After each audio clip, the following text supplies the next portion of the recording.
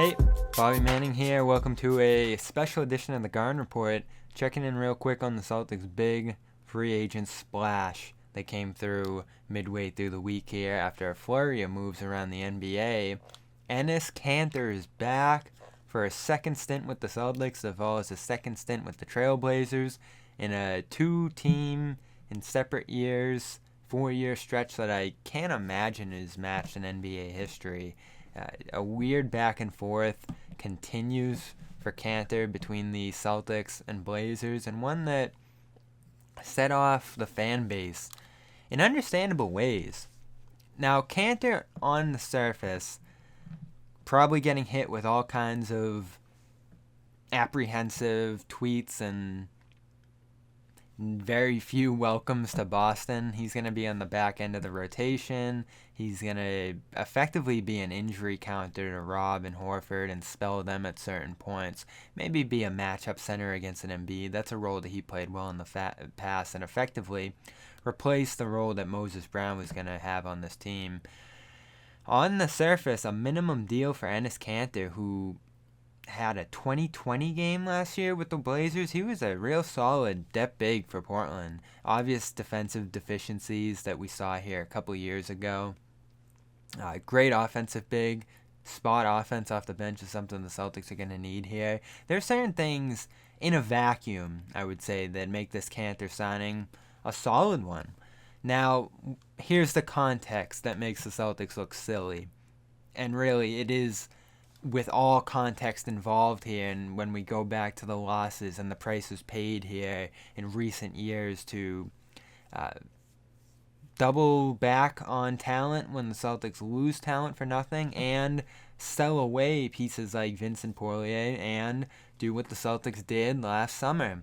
Trade a first-round pick to dump Kanter effectively to Portland, sign Tristan Thompson to a 2-year deal, double back on that move, send Tristan Thompson out to narrowly save about $3 million here when this gets completed, and send out his money there. Fortunately for the Celtics, that didn't cost a pick like Kanter did.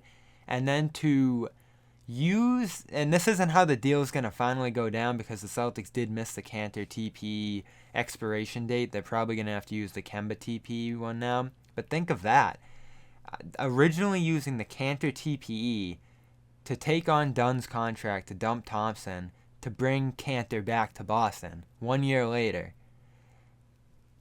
I don't know how the Celtics can put Kanter on the podium whenever they decide to do that and welcome him back and pitch the signing when they dumped him less than 365 days ago.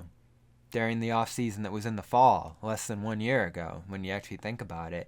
It's astounding. And when you think of the needs of this team that superseded that, point guard help, wing depth, that for now haven't gone addressed, to have Kanter be the only signing here is just, I get it. The Celtics are trying to keep cap space open, and we're going to hear that over and over again as the plan, flexibility. And it appears in this market, as we saw it set, with a 2-year deal for Jeff Green, a 2-year deal for Patty Mills, 2-year deals for effectively all the valuable role players on this market, at least 4 years for Fournier, 3 guaranteed.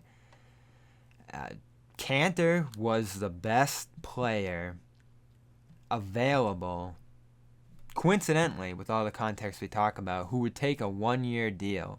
And fortunately, it was a minimum deal. The Celtics didn't have to dip into that mid-level exception. So maybe they can still use that. And once everything falls into place here, this team makes a little more sense.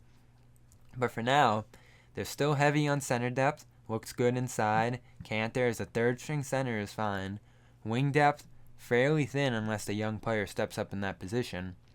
And point guard depth is minimum.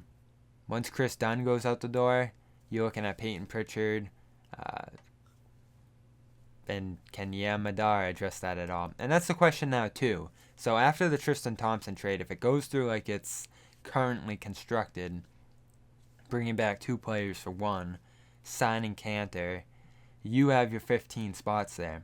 And Yam Madar, as we said in an earlier ground report this week, is slated to come to the Celtics this year.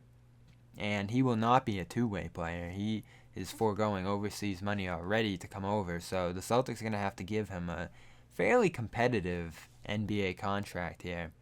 How do you get off a contract in the meantime to open up a spot for Yam, while possibly also bringing in a different kind of free agent here? I know Dennis Schroeder's available. That's kind of a long shot from what I hear, and you have your JJ Redicks, and Danny Green was an interest at one time before he went back to Philadelphia, it appeared, according to certain reports, and maybe you take that long shot pitch at trying to get Lauri Markkanen here. Again, Mark Murphy, latest we heard from him is the Celtics are kicking around a few different things, but this is about it.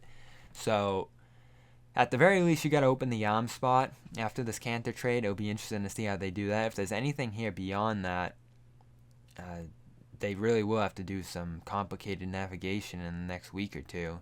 But starting with Kanter, I think, understandably, set off some Celtics fans who are wondering what's going on here, what's the plan, what's the end goal of largely staying out of multi-year contracts in this market, players that could have helped this team, fortified the thing they're building here, and ensured some trust in the pieces that are on this team right now, that they're actually being valued, invested in, and being kept around beyond this season. That's going to be a thing hanging over this team's head. Is the Beal plan going to outsmart, oust Rob, oust Horford after this season?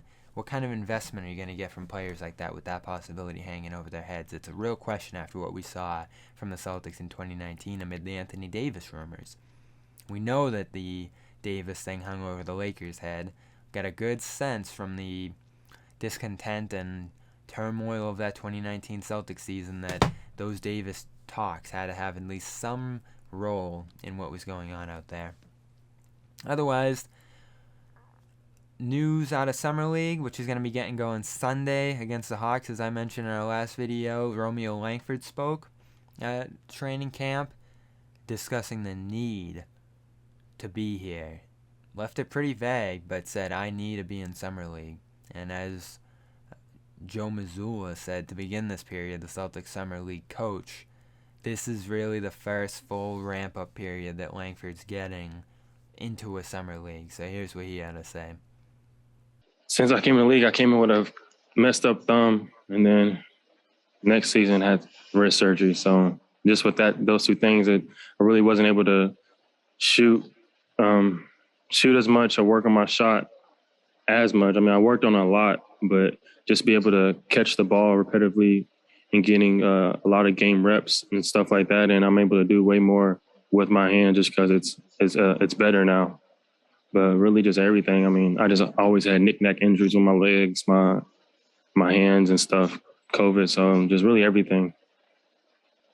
Basically, I had to play Summer League, and I really, really didn't care. I mean, I wanted to. It's just a chance to finally go out there and just play freely and do a lot more than what I do during the season. Critical time for Langford. This is make or break for him as an NBA player. Can he become a playmaker, spot scorer, and most importantly, spell the Jason Tatum, Jaylen Brown duo on defense? That is going to be his most important role. And the two things to look for from him out of Summer League. Spot playmaking as a ball handler. Can he run some pick and roll? Can he get other guys open shots as a secondary ball handler? Because it doesn't look like he has great scoring potential at this level, just in terms of his separation and his shot. He's not looked upon to be a spot-up shooter in the little bit that we've seen from him so far, and he doesn't have great bursts to the rim. So playmaking is going to have to be his hand on offense, and he's going to have to raise his game as a defender immediately to factor into the rotation next year and let this team be successful. We also heard from Juhann Begarin. I finally have that name down a week and a half later, who will be joining the Celtics at Summer League, and we'll get a look at whether there's any kind of potential there whatsoever for an NBA career. And he actually said that is the biggest reason he pushed to come to Summer League, is to show a glimpse of something, give you some level of hope at age 18 that in the coming years he'll be able to carve out skills that bode to be an NBA player. Because according to the various scouting reports you read on him, physically everything's there with him. The 7-foot wingspan, the burst to the rim, above the rim athleticism, the breakouts in transition, but dribbling, finishing, shooting, none of those things are there right now in terms of his Paris basketball production. So look out for any of those things from Juhann Begarin and see the progress that he's made, making that jump late to the NBA draft. I don't know if I said in the profile of him that I did a week and a half ago, but he decided in May 50-50 last minute to make the jump to the NBA draft this year. Could have possibly waited another year, but figured that if he did latch on to an organization as a draft and stash guy, maybe that would give him a little more stability and an ability in the Summer League here to prove it this year. So there's our ground report. Stay tuned for our Summer League coverage, which will be available in Celtics All Access as well as CLNS Media. Check out Dome Theory today that I did with Jake Fisher, who has some insight on where the Celtics are going, where Bradley Beal is ultimately going over the next year or so. So we'll be back with you with the full cast for next week and some post-game spot stand-up action out of Las Vegas, as well as our studio show discussing the games and the progress that these players are making, some of the first impressions of what Aaron Nesmith, Peyton Pritchard, Romeo Langford, those likes, have gained over this offseason so far. So I'm Bobby Manning. We'll catch you soon.